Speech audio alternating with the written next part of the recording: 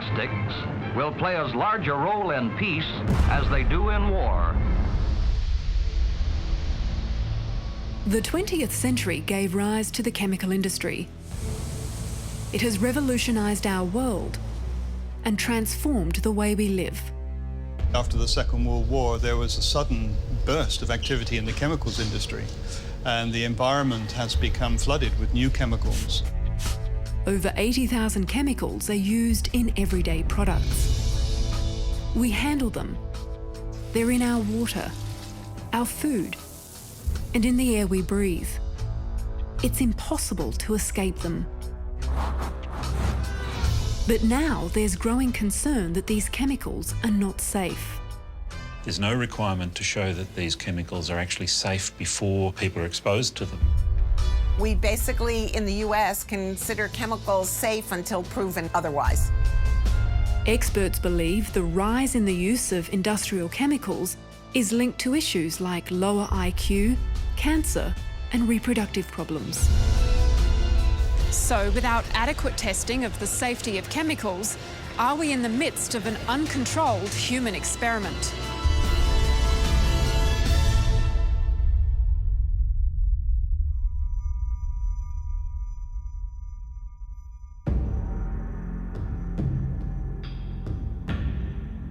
Chemical pollution begins in the womb. From the moment we're conceived, our bodies are exposed to a cocktail of potential toxicants. Mothers are being exposed to chemicals during pregnancy. These chemicals are somehow finding their way across the placenta, directly into the fetus, and having an impact on the normal pattern of development. The dangers of chemicals like mercury and lead have been well established. But less is known about other chemicals which interfere or perturb with our endocrine system. This system of glands produces hormones that regulate virtually every aspect of human health, beginning at our most vulnerable time in the womb. Our hormone system controls who we are. It controls our basic physiology as adults, but our endocrine system is absolutely essential during development. Timing is actually critical. There's this concept of windows of susceptibility where an agent can have really adverse effects if it's present at a specific time during development. For example, something can cause an adverse effect if it's exposed on day 18, but not if it's exposed on day 20. It can be that critical. It's like you throw a monkey wrench into a system and it can never recover from it. So you'll have permanent change. In plastics and in the lining of cans, you'll find bisphenol A, or BPA. In cosmetics, skin creams and perfumes, there's phthalates. Foods sprayed with pesticides. Carpets, furniture and electronics, all infused with fire retardants. It's the chemical soup of modern life. The concern is our bodies mistake them for hormones. Endocrine disrupting chemicals can act like hormones or they can interfere with hormones. And if there's any perturbation, including an extremely small perturbation due to a deficiency in a hormone, an excess of a hormone, or some sort of outside chemical like an endocrine disruptor, that can have very devastating consequences. One of the most researched chemicals found in plastics is BPA, which mimics the female hormone estrogen. This is the estrogen molecule, and it binds to the estrogen receptor, rather like a lock and key, switches on the receptor and carries out the estrogenic properties. BPA, the molecule below here, you can see has very similar sort of structure.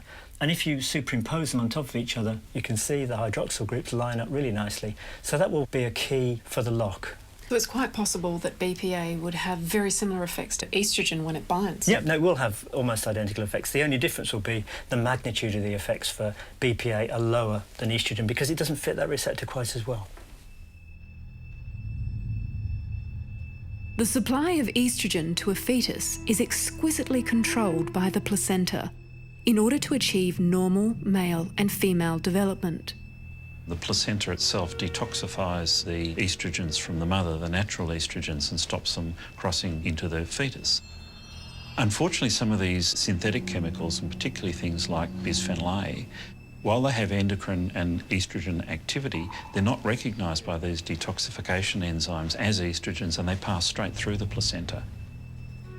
Scientists were first alerted to the potential effects of endocrine disruptors in wildlife species.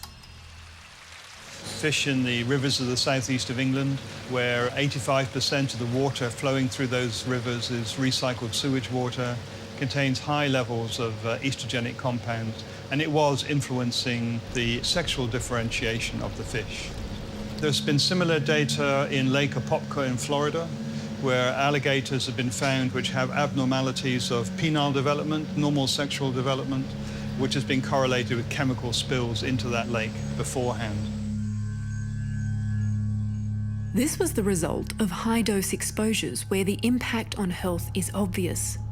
But establishing such chemical links to human health is harder. The link between chemicals and human disease is based largely on correlations, so it doesn't prove causation. That's why scientists have to rely on animal studies to support their hypotheses. The research in animals is really very important indeed to try and get cause and effect. And if you look at some of the early studies in animals, for example, if you give a rat in development an endocrine disruptor and it's a male we're looking at, you often get changes in the development of the penis. So if you give estrogenic compounds during the development of that rat, then you will affect the penis. And that's a really good example of cause and effect. Whereas the studies in humans are looking at levels of chemicals we're exposed to and effects, and we never quite know whether they're linked. And that's the challenge. To prove the effects in animals also occurs in humans.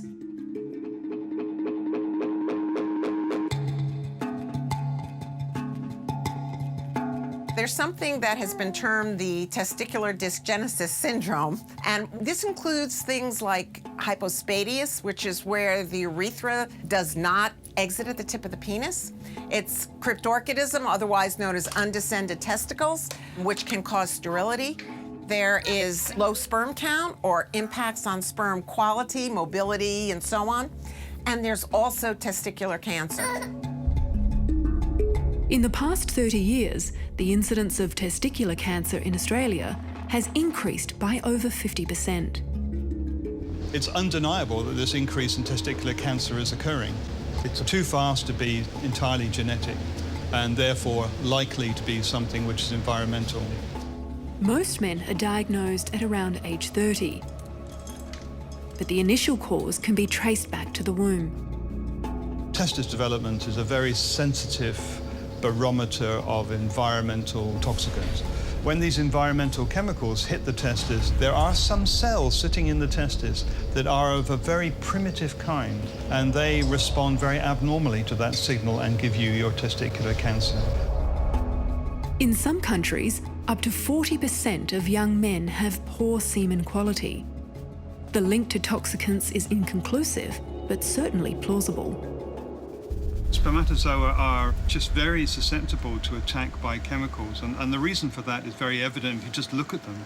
They're composed of nothing more than basically a nucleus on top of a sperm tail. There's no space in there to put any protective enzymes that are going to help preserve the integrity of these cells. But haven't we developed mechanisms to be able to deal with these kinds of toxins? In the last century or so, we've introduced a whole new range of toxicants into the environment for which our defense mechanisms are not well adapted. And it's probably that lack of fit between our defense mechanisms and these new chemicals that have arrived in the environment that are responsible for these impacts that we're seeing on reproductive health. The Endocrine Society, representing over 18,000 members, set out to update all the scientific evidence linking chemicals and endocrine-related disorders. Toxicologist at the University of Texas, Andrea Gore, spearheaded the report. We knew that there were increases in infertility, there were disorders of puberty. People were noticing their girls were going through puberty at 9 and 10 years old instead of 11, 12, 13 years old, which is when they used to go through puberty. And the society began to wonder, and the endocrinologists began to wonder, whether there were chemicals in the environment that may be responsible for that change. The way that puberty is stimulated in girls is for a quick shot of estrogen, which the girl begins to produce just before she goes into puberty. So if that girl is exposed to a hormone mimic, an estrogen mimic, an endocrine disruptor, that might well start that process. If you give rats a dose of estrogenic chemicals, endocrine disruptors that mimic the female hormone, they will also come into puberty earlier. So in animal studies, the connection is absolute. In human studies, it's not absolute, but the two things are together.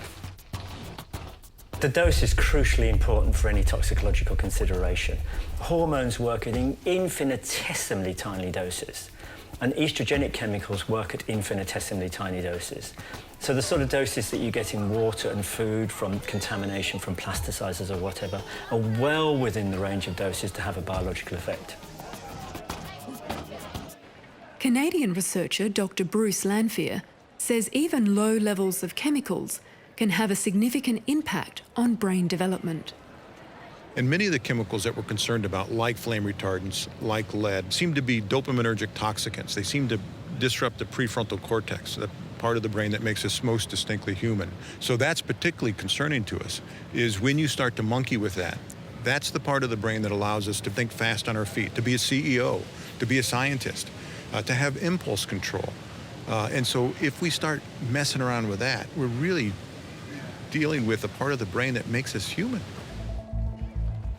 US data shows exposure to endocrine disruptors was also associated with a 5-point decrement in IQ. When we see this on a population level, the impact is phenomenal.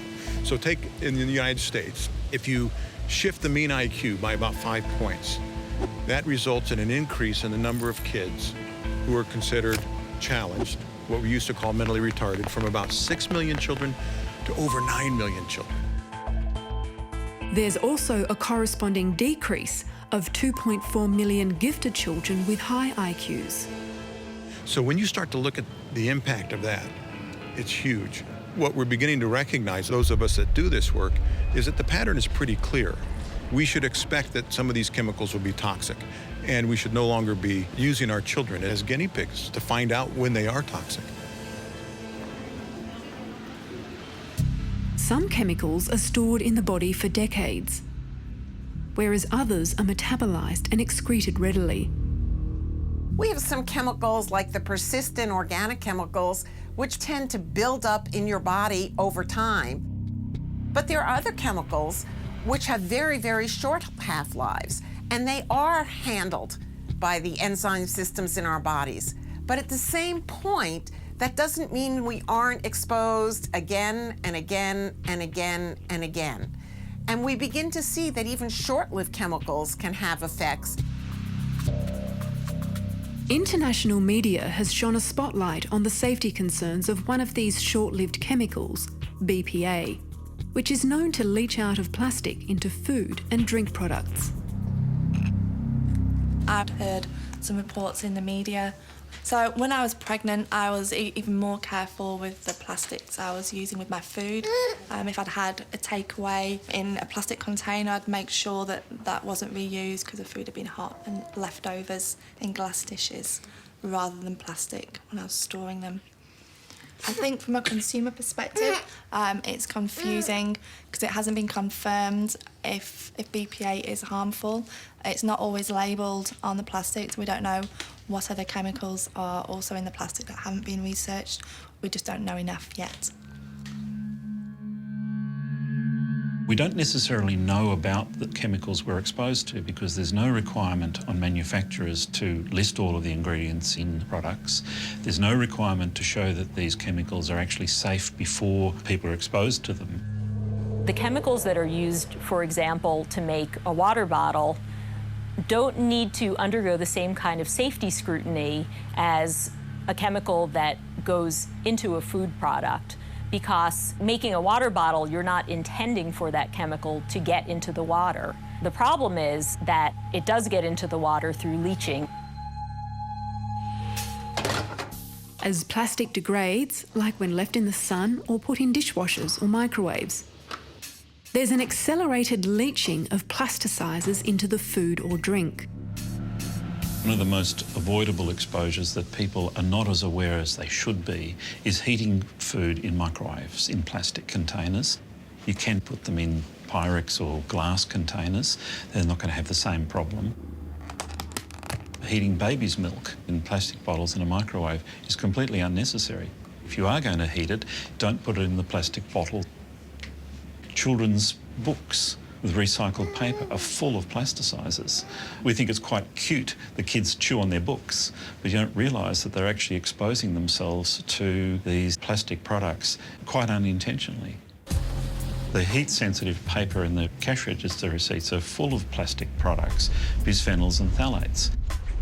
We've just conducted a study where we've actually measured the levels of BPA in people who are cashiers. We measure it before shift, and then we measure it after an 8-hour shift.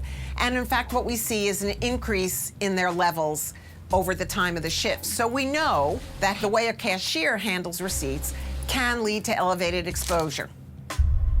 It's still not clear whether this level of exposure poses a health risk. Author and TV presenter Sarah Wilson has spent the last few years trying to minimise her exposure to chemicals. So what started you on this journey? Well, 4 or 5 years ago, I found out that I had a pretty bad endocrinal issue, an autoimmune disease, and I knew that these endocrinal disruptors, were playing a part, or at least the science was pointing in that direction. I'd also come off the back of working in television quite solidly for a couple of years, where I was being slapped on with, makeup and hair products and so on. And I thought I should probably look into this. It prompted Sarah to make some significant changes to her daily routine. I've cleaned out my cosmetic case. I keep to single ingredient items wherever I can. I simply use less of those kinds of products. I find that I just don't need to use them as much. My cleaning products, I've changed a lot of those. I avoid canned foods. I avoid plastic containers. Shampoo is another area where I've made a difference as well. I use, sodium lauryl sulfate-free shampoos. I just figure wherever I can make a difference and it's not a big palaver, I might as well do it. Do you think it's made a difference? My skin has improved and my hair condition has changed as a result of not having all of that silicone and guff on my face and in my hair. Sarah and I have sent off some blood samples to compare our level of endocrine disruptors. Has Sarah's changes made a difference? We'll reveal the results later. Recently, industry has responded to concerns.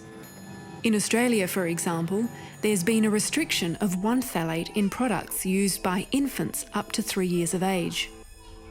Also, many products now boast they're BPA-free. But are these products actually safer? What you're not told is that they have other bisphenols in them, other agents like bisphenol S, bisphenol AF, bisphenol B, and the health effects of these are starting to become known as well. On January 1 this year, France introduced legislation to suspend the use of BPA in packaged products that come into direct contact with food. But industry groups are fighting back and calling for this ban to be overturned. Recently, the European Food Safety Authority has temporarily lowered the safe limit of BPA from 50 micrograms to 4 micrograms pending further studies. They estimate this is still 3 to 5 times lower than the highest daily exposure.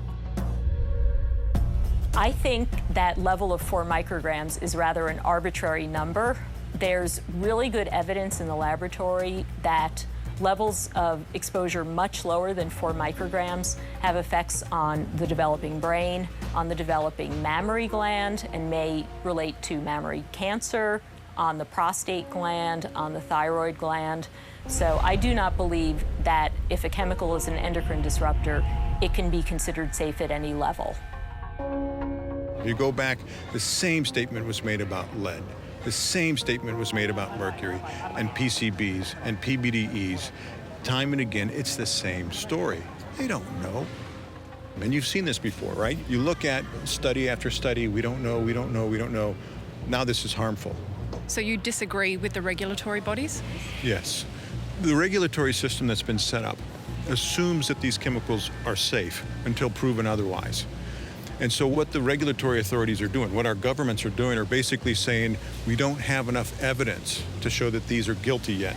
So until we have definitive evidence from the laboratory, from a number of human studies, we're going to continue to treat them as though they're innocent. So in the end, what we're doing each time we release another chemical onto the market that hasn't been sufficiently tested is we're doing this massive experiment on our children, on all of us. I think what's happening is we're waiting for that crisis. Many of us are concerned that the people who are involved in the decision-making process are being influenced by groups that have a vested interest in those products.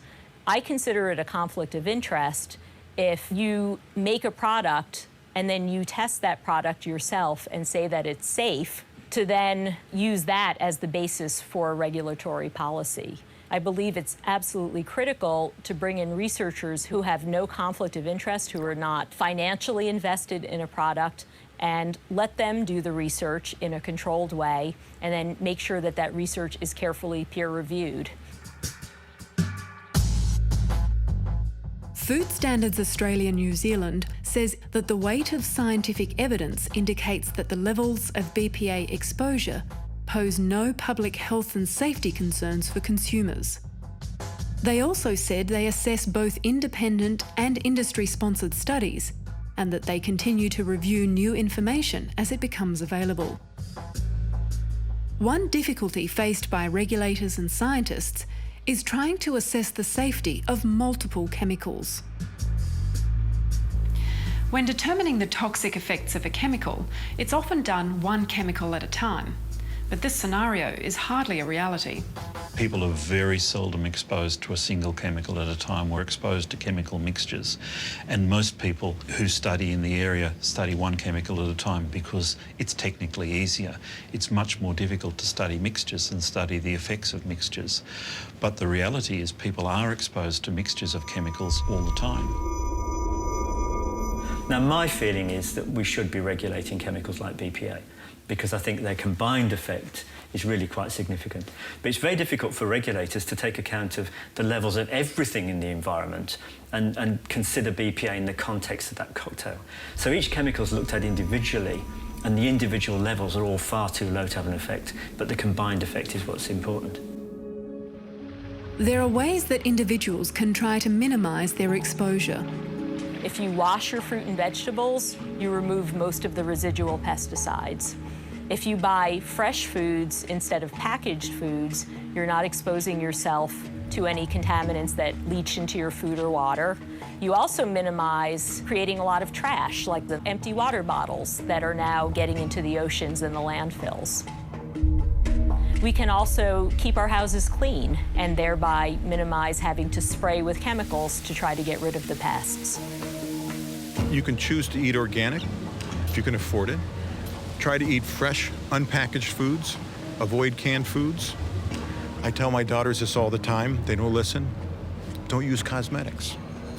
There's a lot of things in cosmetics. Invariably, every year there'll be another study about lead in lipstick. Phthalates are big in cosmetics. So I try to tell my daughters, you're beautiful like you are. And it doesn't work. Since these are the kinds of changes Sarah has made, I'm curious to see whether her levels of endocrine disruptors are lower than mine. What did these blood samples tell us? So Maryanne, what we have on the screen here is the results of your blood and Sarah's blood and average Australian women's blood. It turns out that overall, Sarah and I had similar results, and our levels were slightly below the average Australian female. Overall, our results seem to be fairly similar. Are you surprised, given that Sarah goes out of her way to avoid these chemicals and I don't? Unfortunately, I'm not surprised. I think this is a reflection of the fact that these chemicals are everywhere and we don't know exactly what products they're in. If we don't know what they're in, it makes it much more difficult to avoid them.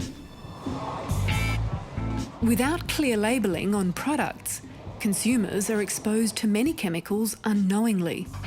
It's an absolute minefield out there. I don't think the average person could ever get round to understanding the labelling. It's the Wild West. Chemicals are absolutely everywhere. I'm trying to make a difference, and it's not just because of my own personal health. It also just makes sense from an environmental point of view and also a financial point of view. The less guff that you have in your life, the simpler your life is, and hopefully the healthier it can be. And you feel better for it? I feel much better for it, yeah. I feel like my life is cleaner. Now, there are populations like the Amish that shun modern technology and have significantly lower levels of BPA and phthalates. But this is unrealistic for most. A better way to control our exposure to environmental chemicals is through government regulation. In 2004, the Stockholm Convention ratified an international treaty to target chemicals with known impact on human health. The list, known as the Dirty Dozen, includes chemicals such as pesticides like DDT and industrial chemicals like PCBs.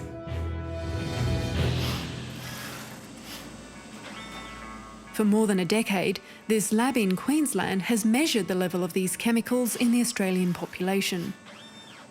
They found that the levels of DDT have decreased by more than a factor of 10 since the 1970s, while some brominated flame retardants in children have decreased to less than a half the concentrations 10 years ago.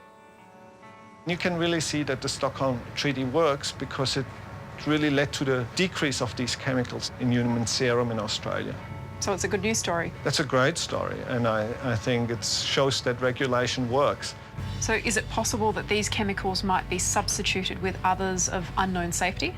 There's definitely a chance. I think that's what happens, that when you regulate one group of chemicals, the industry sees a need to replace it with some other chemicals. And so the way chemicals are regulated and considered to be safe are not bulletproof. It's almost like a human experiment. Unfortunately, yes.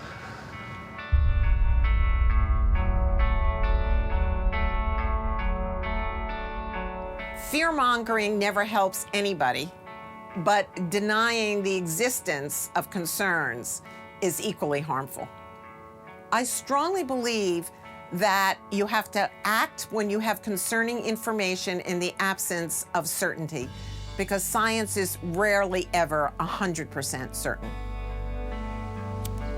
It would be something like the smoking debate, where it wasn't until the horse had bolted that we suddenly realized that there was a link between smoking and lung cancer. The data was there suggesting this many decades before, but we were very slow to react to it. We don't want to be slow to react to this because reproductive toxicants are something which are going to impact upon us all. I don't think future generations will forgive us if we turn our back on this information and do nothing with it. If you accept that the lag period between early life exposure and chronic disease in later life might be 50 years or so, then we're exposing generations of children and people to problems. Now, we know that these chemicals are already in people's bodies. There's enough evidence to suggest that they are harmful and that there's no benefit for them being there. So it makes perfect sense to me to act now rather than waiting for 50 years till we get definitive evidence. For more information about chemical exposure, visit our website.